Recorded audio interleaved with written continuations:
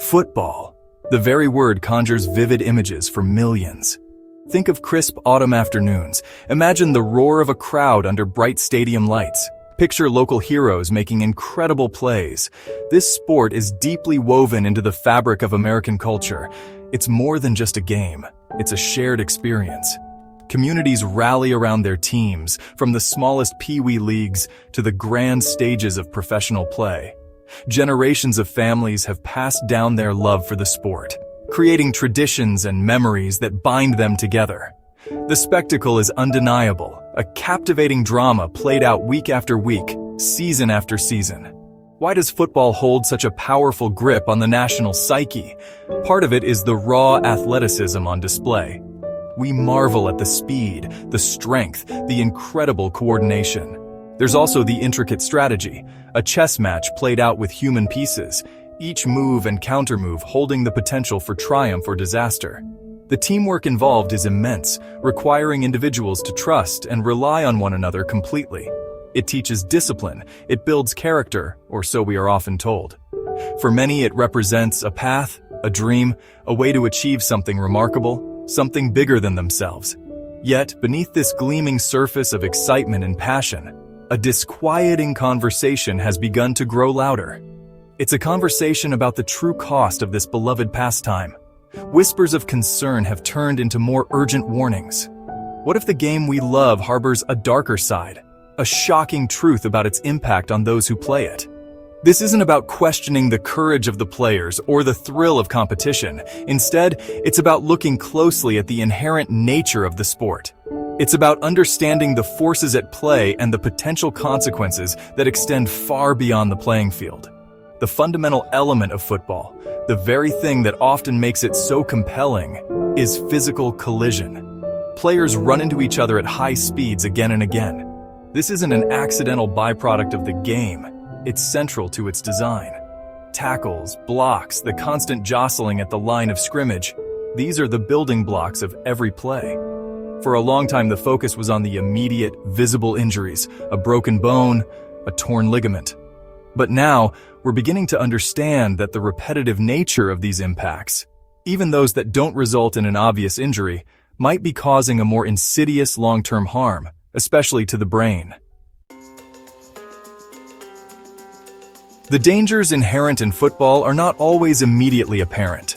While a dramatic tackle might lead to a sprained ankle or a dislocated shoulder, these are often seen as the acceptable risks of a contact sport. However, the more profound concern lies with the injuries that are less visible, particularly those affecting the head. Every collision, whether it's a full-blown tackle or a seemingly minor bump between linemen, sends shockwaves through a player's body. The head, despite the protection of a helmet, is incredibly vulnerable. Helmets can prevent skull fractures, certainly, but they do little to stop the brain from sloshing inside the skull, like a yolk inside an eggshell when shaken. This internal movement of the brain can lead to concussions. A concussion is a type of traumatic brain injury caused by a bump, blow, or jolt to the head, or by a hit to the body that causes the head and brain to move rapidly back and forth. This sudden movement can cause the brain to bounce around or twist in the skull, creating chemical changes in the brain and sometimes stretching and damaging brain cells. While a single concussion can be serious, the real shocking truth emerges when we consider the effect of multiple concussions, or even a long series of smaller, subconcussive hits that don't produce immediate symptoms. These repeated impacts accumulate damage over time. One of the most alarming discoveries in recent years is the link between repetitive head trauma in football and a degenerative brain disease called chronic traumatic encephalopathy, or CTE. CTE is a progressive condition. Its symptoms often don't appear for years or even decades after the head injuries occurred. These symptoms can include memory loss, confusion, impaired judgment, impulse control problems, aggression, depression, anxiety, and eventually progressive dementia. The disease is characterized by a buildup of an abnormal protein called tau in the brain, which slowly kills brain cells. The more years an individual plays football, particularly in positions involving frequent head contact, the higher their risk of developing CTE appears to be. This risk is especially concerning for young players. The brains of children and adolescents are still developing. they are more vulnerable to injury and may take longer to recover from a concussion than adults. The long-term consequences of head injuries sustained during these crucial developmental years are not yet fully understood, but the emerging evidence is deeply troubling. If the very act of playing the game during youth sets a stage for potential cognitive decline and emotional distress later in life, then the entire structure of youth football demands a critical re-evaluation. The fun and camaraderie must be weighed against a future that could be irrevocably altered by these early exposures to brain trauma. The statistics and medical definitions of injuries like CTE paint a stark picture. But the true shocking truth of football's dangers resonates most profoundly through the personal stories of those affected. Consider the archetypal story of a promising high school athlete. He lives and breathes football. It's his passion, his identity, and perhaps his ticket to a college education. Then, a series of concussions occurs. The first one might be dismissed as getting his bell rung, but subsequent hits lead to longer recovery times, persistent headaches, difficulty concentrating in school, and mood swings. Suddenly, the dream unravels. The sport he loved now seems to threaten his future well-being. These are not isolated incidents. Countless former players from amateur leagues to the professional ranks have come forward to share their struggles. Men who were once celebrated for their toughness and resilience on the field find themselves battling debilitating conditions in their retirement. We hear of legendary figures who can no longer recall their greatest triumphs, or who suffer from severe depression and unpredictable anger. Their families watch, often helplessly, as the vibrant personalities they knew slowly fade or change. The narrative of the invincible warrior crumbles to reveal a vulnerable human being, grappling with the unseen toll of a career spent absorbing punishing hits. The impact extends beyond the players themselves. Families bear an immense emotional and often financial burden. Spouses become caregivers. Children witness the decline of a parent. The joy that football once brought to the household can be replaced by anxiety and sorrow. The medical costs associated with long-term neurological care can be staggering, adding another layer of stress to an already difficult situation. These are the hidden casualties of the game, the stories that don't always make the headlines but represent a significant part of football's true cost. The ripple effects of a single player's brain injury can spread wide, altering the lives of many. The conversation around these injuries is no longer confined to hushed tones or medical journals.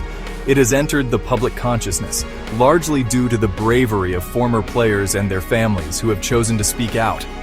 Their experiences provide a crucial counter-narrative to the celebration of the game's violence. They force us to confront uncomfortable questions about what we are asking of athletes, particularly young athletes, when we encourage them to participate in a sport with such well-documented risks. Their testimonies are a powerful reminder that behind every statistic is a human life, profoundly affected by the collisions on the field. The medical and scientific communities have become increasingly vocal about the risks associated with football. Organizations like the Centers for Disease Control and Prevention, or CDC, have published extensive research on sports-related concussions, particularly in youth. Neuropathologists, like Dr. Anne McKee, have been at the forefront of CTE research, meticulously examining the brains of deceased football players and finding undeniable evidence of the disease. Their work has transformed our understanding, moving the issue from anecdotal concern to established scientific fact. These experts point to a clear correlation.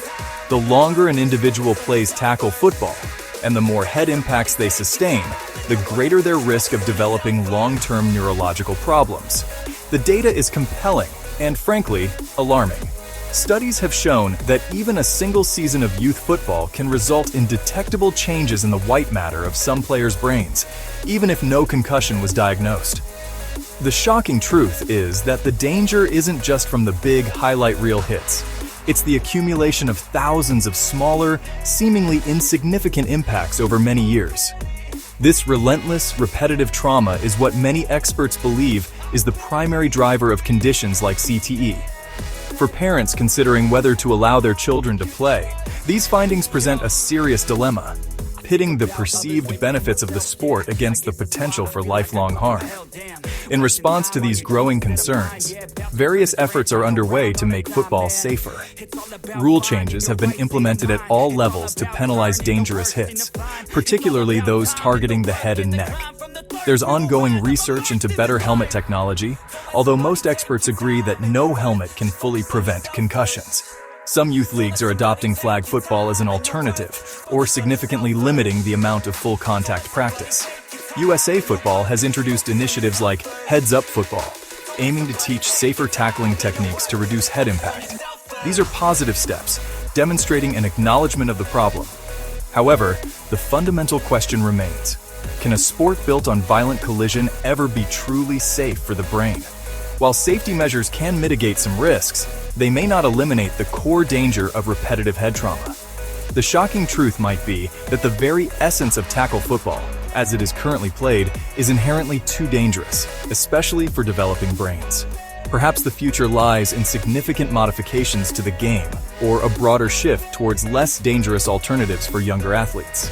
The love for the sport is strong, but the health and well-being of its players must be the paramount consideration as we look towards the future of football.